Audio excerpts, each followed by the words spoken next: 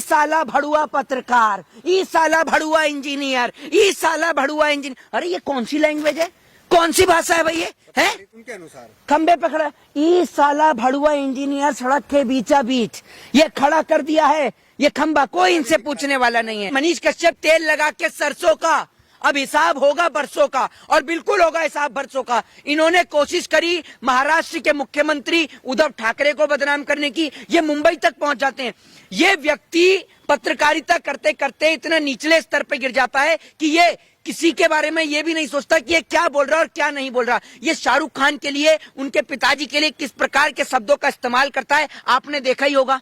Pathan film के दौरान इसने मुसलमानों के लिए कितना जहर देश और प्रदेश में घोला वो आपने देखा होगा। लेकिन अभी भैया सनो बवासीर, इनके जो समर्थक है, भैया पुलिस वाले हाथ पकड़ के थोड़ा थोड़ा भैया खाना टाइम से दे दीजिएगा, थोड़ा खाना टाइम से, और उसके बाद में ऐसे करके बैठे हैं। तस्वीरें हवाला से तो खबर ये भी आ रही है कि बैठने को कुर्सी भी नहीं दी गई है, जमीन पे बिठाया गया। बिल्कुल मुजरिम की औकात जमीन पर ही है। जो देश और प्रदेश के अंदर आंतरिक दंगे फैलाने की कोशिश करेगा उसकी जगह जमीन के ऊपर ही है, ये मैं आपको बता दूं। और ये अरे ये अपने आप को नेता बनने चला था, निर्दलीय चुनाव लड़ा, इसके गांव के लोगों ने तो इसको वोट नहीं दिया, मुझे लगता है घर परिवार वालों ने भी नहीं दिया होगा ऐसे वोट। ये ऐसा व्यक्ति है जो व्यक्ति के अंदर भाषा की नहीं अरे बिल्कुल बिल्कुल रोएगा, अभी तो रुलाइए।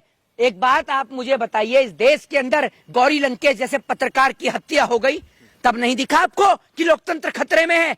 हैं?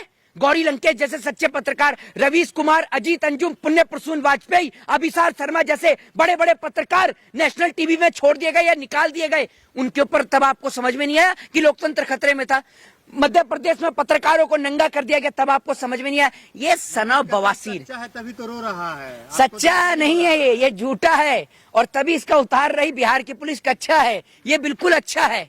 अब मैं आपको बता दूं, नेता विजय कुमार सिन्हा जो अपोजिशन लीडर है वो कह रहे हैं कि इसका हिसाब लेगा बिहार की जनता लेगी। हाँ बिहार की जनता हिसाब लेगी। तुम्हें पूछना पढ़े लिखे कितना जो हिसाब लोगे, पूछना गिनती आती है तुम्हें?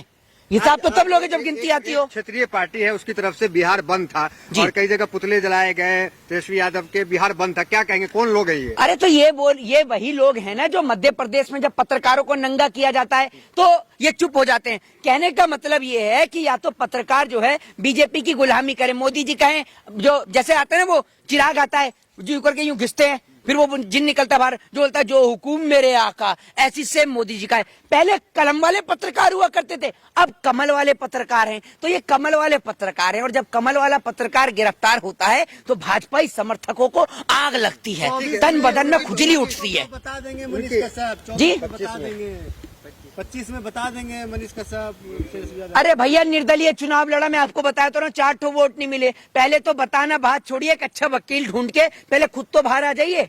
दूसरी बात ये, अभी क्या आप समझ रहे हैं तलवार इतने में ठंडी पड़ गई? नहीं, अभी तो तमिलनाडु की पुलिस भी ले जाना चाह रही है, तो तमिलनाडु की पुलिस लेके जाएगी तो आपको पता ही है। बस वो इतना ही कहते हैं कि हमें हिंदी आती है बहुत कम, बस इतना ही बोलता हूँ, वड़क्कम वड़क्कम वड़क्कम। वो वड़क्कम करते करते ही इनको इतना बढ़िया कर देंगे कि मनीष कश्यप पत्रकारिता तो करेगा, ये तो निष्पक्ष पत्रकारिता करेगा, झूठ नहीं फैलाएगा। क्या लगता है जो भाषा का प्रयोग वो अक्सर करते आए हैं, तो कौन सी यूनिवर्सिटी में वो भाषा सिखाई जाती है? ये भाषा सिर्फ कोई यूनिवर्सिटी में नहीं सिखाई जाती, ये मोदी हाई स्कूल के छात्र हैं, ये मोदी हाई स्कूल से पढ़े लिखे छात्र हैं। और तस्वीर आई है, मैं आपको बता, आरएसएस में सुबह सुबह निक्कर पहन के आपने देखा होगा, और यूं करके जनाब जो है ये सेल्फी ले रहे हैं ऐसे कर, और कुछ निक्कर वाले और खड़े हुए हैं। उस टाइम पर प्रमोशन नहीं हुआ था, अभी प्रमोशन मिला है। उस टाइम पे निक्कर ही चलता था आरएसएस वालों का, अभी तो फुल पैंट चल रही है, उस टाइम पे निक्कर ही चलता था। तो निक्कर में मनीष कश्यप, जी हाँ, मनीष कश्यप फुल पैंट में थे, बाकी सब निक्कर में ही थे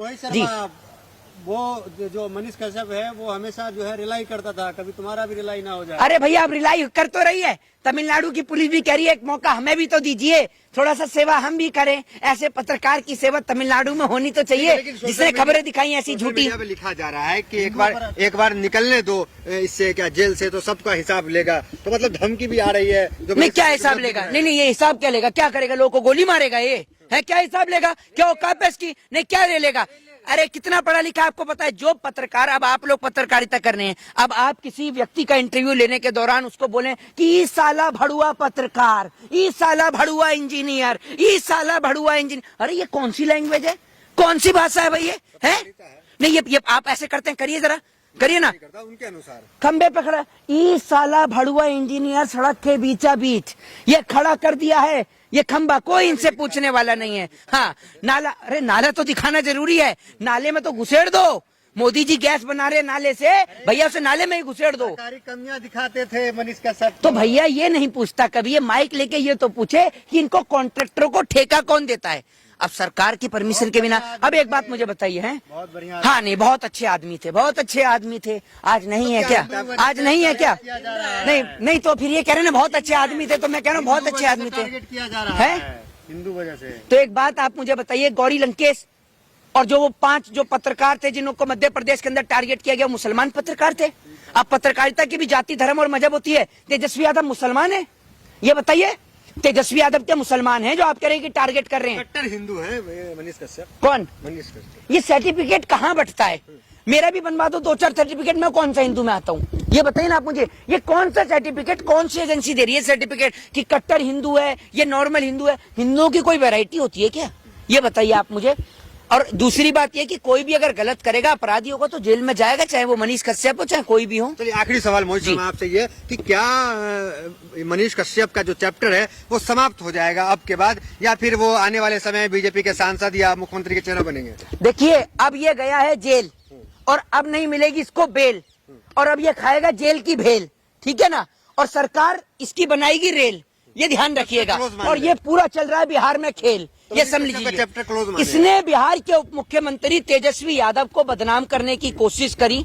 वो बंदा सीबीआई ईडी से नहीं डरा, उनके पिताजी सीबीआई ईडी से नहीं डरे, आईबीआईटी से नहीं डरे, तो इन जैसे सड़क छाप लोगों से डरेंगे? कि मैं आपको बता दूं कि मनीष कश्यप की गिरफ्तारी उन पत्रकारों के लिए एक चेतावनी है जो किसी प्रदेश के मुख्यमंत्री को बदनाम करने का प्रयास करते हैं। और बदनामी की बात सिर्फ बिहार की नहीं, तमिलनाडु की भी है।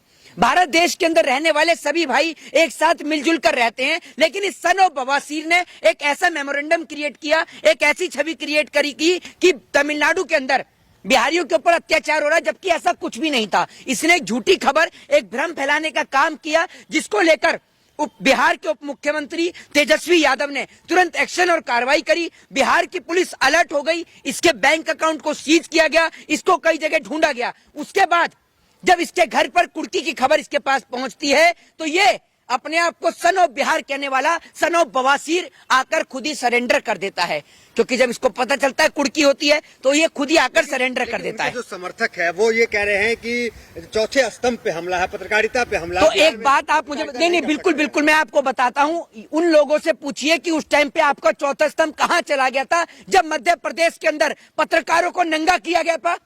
उस टाइम पे कहां चला गया था? उस टाइम भी तो देश के लोकतंत्र की धज्जियां उड़ रही थी, ये बताइए ना आप मुझे। जबकि उन पत्रकारों की तो कोई गलती नहीं थी, उन पत्रकारों की तो कोई गलती ही नहीं थी जिनको मध्य प्रदेश में नंगा किया था। आपने तस्वीरें देखी थी ना, वो सबके सामने थी वो तस्वीरें। यादव ने सन ऑफ बिहार को ललकारा है। भैया ये सन ऑफ बिहार नहीं, ये सन ऑफ बवासीर है। और अब बिहार की जनता कह रही है, और ये बात आप देख लीजिएगा, सोशल मीडिया पे जगह जगह पर ये चीज ट्रोल कर रही है कि तेल लगा के सरसों का अब हिसाब होगा बरसों का, और बिल्कुल होगा हिसाब बरसों का।